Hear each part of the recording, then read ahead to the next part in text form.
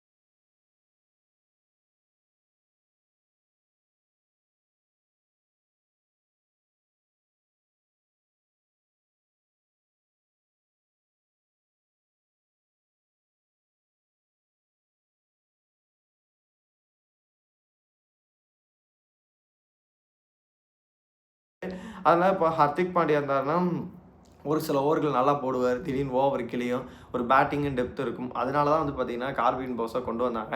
அதனால் ஏதாச்சும் ஒரு பிளான் வந்து Indian fast bowling left arm fast bowler வந்து கொண்டு வரதுக்கான வாய்ப்புகள் வந்து ரொம்பவே அதிகமாக இருக்க மாதிரி தான் நான் பார்க்குறேன். இல்லை, கேசவ் மகாராஜ்க்கு வந்து ரொம்பவே அனுபவம் வாய்ந்தவர், அல்லாஹ் நல்லா பண்ணாலும் அவரை உள்ளே எடுத்துகிட்டு வரலாம் அப்படின்னு முடிவு பண்ணாலும் ஆச்சரியப்படுறதுக்கு எதுவுமே இல்லை. மும்பையை பொறுத்த வரைக்கும் ஒரு சேஞ்சஸை வந்து மாற்றுறதுக்கும் ட்ராப் பண்ணுறதுக்கும் வந்து பார்த்திங்கன்னா தயங்கவே மாட்டாங்க.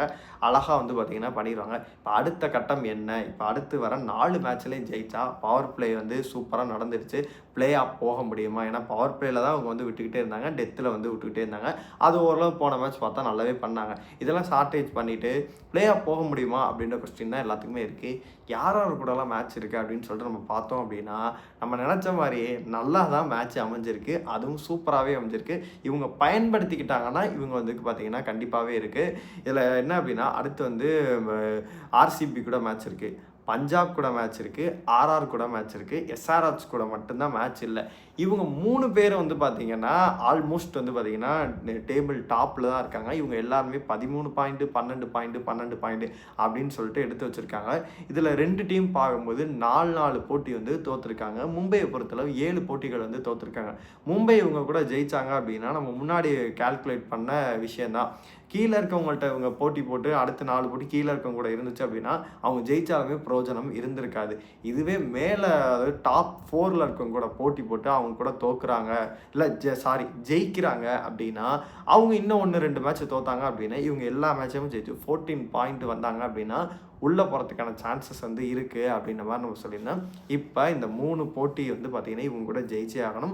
அதே மாரி இன்னொரு போட்டி வந்து எல்எஸ்ஜி கூடன்னு நினைக்கிறேன். அது வந்து கம்ஃபர்டபுளா ஜெயிச்சுருவாங்க. இந்த 4 போட்டியுமே ஜெயிச்சுட்டு, இவங்க ஜெயிச்சா மட்டும் பத்தாது அவங்க கூட. அது மட்டும் இல்லாம, அவங்க இன்னும் ஒரு 2, 3 போட்டி வந்து பார்த்தீங்கன்னா, யாரு கூடயாச்சும் தோத்தாங்க அப்படின்னா, இதில அந்த மேல இருக்க 3 டீம்ல ஒரு டீம் மட்டும் ஏதாச்சும் ஒரு வாய்ப்புல வந்து ரொம்ப ஒர்ஸ்ட்டா பெர்ஃபார்ம் பண்ணா தான் மும்பை வரதுக்கான வாய்ப்புகள் இருக்கும். 2 டீம் எல்லா 3 டீமுமே பண்ணுமா அப்படின்னு கேட்டிங்கன்னா, மும்பைக்காக என்ன எல்லாரும் இது பண்ணுவாங்களா? அது வாய்ப்பே கிடையாது. ஒரு டீம் வந்து ரொம்ப ஒர்ஸ்ட்டா பெர்ஃபார்ம் பண்ணுது. இப்ப பஞ்சாப் பார்த்தா திடீர்னு 1, 2 மேட்ச் தோக்குறாங்க.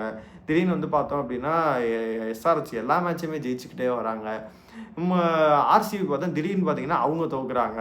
அந்த மாரி வந்து இன்னும் ஒரு 2, 3 போட்டிகள் வந்து யாராச்சும் தோத்தாங்க அப்படின்னா 14 பாயிண்ட் வர மாதிரி இருந்துச்சு அப்படின்னா நெட் ரன் ரேட் அடிப்படையில் மும்பை போகிறதுக்கான சான்சஸ் வந்து ரொம்பவே அதிகமாக இருக்க மாதிரி சொல்கிறாங்க. என்னை பொறுத்தளவுக்கு நான் இவ்வளோ கால்குலேட் பண்ணி அரித்மேட்டிக் கால்குலேட் இவ்வளோலாம் பண்ணி நான் சொல்லிட்டேன். ஆனால் இது வந்து மும்பை கையில் தான் இருக்குது. என்னை பொறுத்தளவுக்கு ஹோப் வைக்காதீங்க. நான் எப்போவுமே அதான் சொல்லுவேன். சான்சஸ் வந்து குறைவு தான்.